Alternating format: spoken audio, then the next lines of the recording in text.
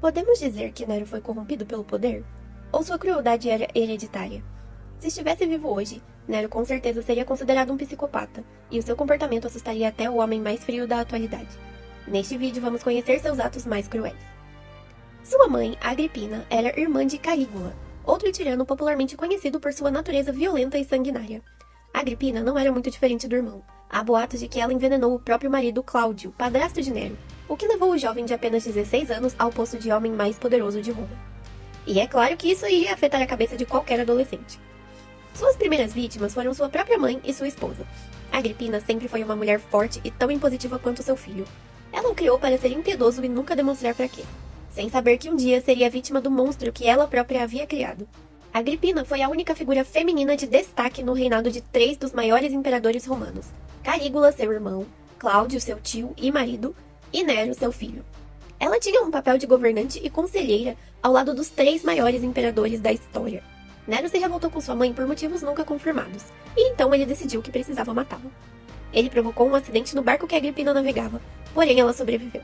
Nero também tentou envenená-la, mas ela era uma mulher prevenida e tinha um antídoto consigo. Ele tentou ainda fazer com que o teto desabasse sobre sua cabeça, mas ela foi avisada e escapou. Isso forçou Nero a tomar uma atitude mais direta. Ele ordenou diretamente que a matassem a facadas enquanto dormia. Sua primeira esposa e meia-irmã, Cláudia Otávia, também foi vítima de sua crueldade. Ela era filha de Cláudio e foi criada durante toda a sua vida para ser uma boa esposa. Porém, agradar Nero não era uma tarefa fácil. O imperador tinha constantes acessos de raiva que descontava violentamente em Otávia. E além disso, ela não conseguia engravidar e lhe dar herdeiros. Com o tempo, Nero se cansou dela e começou a ter amantes. A principal delas, e que viria a ser também uma vítima, Popeia Sabina, engravidou dele. Assim, ocorreu a Nero que precisava se livrar de sua esposa para se casar com Sabina.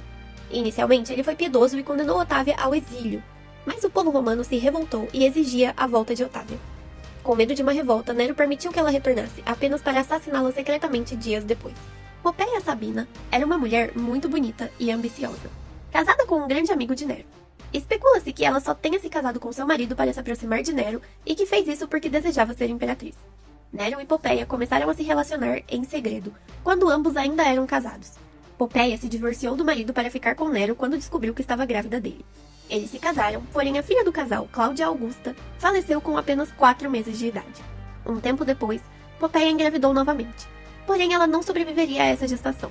Em uma briga intensa com Nero, aborrecida com o tempo que ele passava fora de casa nas corridas, o imperador chutou com violência a barriga de Sabina, o que provocou a morte da mulher e do bebê. Não se sabe se por amor ou por culpa, mas Nero proporcionou um funeral grandioso para Sabina, onde queimou o equivalente a 10 anos de produção de incensos. Ele envolveu o corpo dela com ervas aromáticas, cremou o corpo e depois fez uma eulogia belíssima e apaixonada em seu funeral. E por incrível que pareça, agora começa uma parte muito mais sombria da história de Nero. A triste saga de Esporo, um jovem escravo por quem Nero se apaixonou. Esporo era um jovem escravo doméstico do imperador. Considerado um jovem muito bonito, chamou a atenção de Nero por ser parecido com sua esposa Popeia. Encantado, Nero libertou Esporo da escravidão, porém ordenou sua castração para que pudesse se casar com ele. Nero fazia Esporo se vestir e se comportar como sua falecida esposa e o chamava de Popeia. Eles tiveram uma cerimônia de casamento pública e grandiosa, onde Esporo estava vestido de noiva com vestimentas típicas de uma imperatriz, e foi tratado como Popeia durante toda a cerimônia. Esporo era muito jovem quando se casou com Nero, e foi casado com ele até a morte do imperador, poucos anos depois. Após a morte de Nero, Esporo se casou, ainda como Popeia, com o perfeito ninfídio Sabino, que havia conspirado contra Nero para derrubá-lo. Sabino logo foi assassinado, também vítima de traição. E Esporo foi tomado em casamento por Otão, que também foi traído e assassinado por seus próprios homens.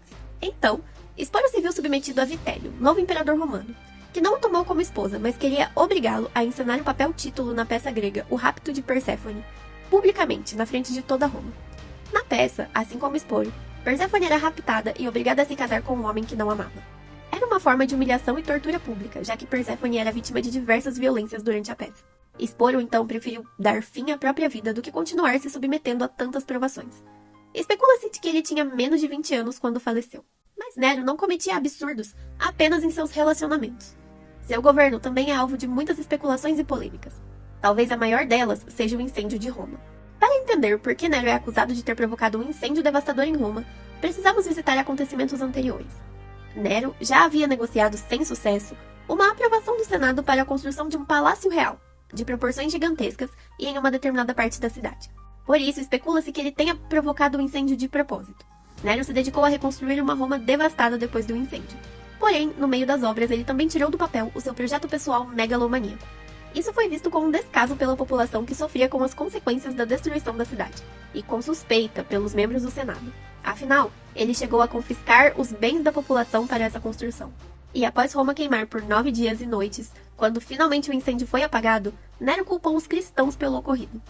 O fato é que ele era conhecido por perseguir cristãos, e por isso existe a teoria de que ele provocou o fogo, para poder culpá-los e justificar sua perseguição desenfreada.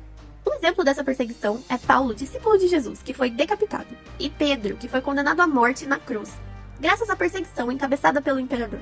Muitos cristãos foram atirados às feras no Circo Máximo, em um espetáculo que visava aplacar a ira popular.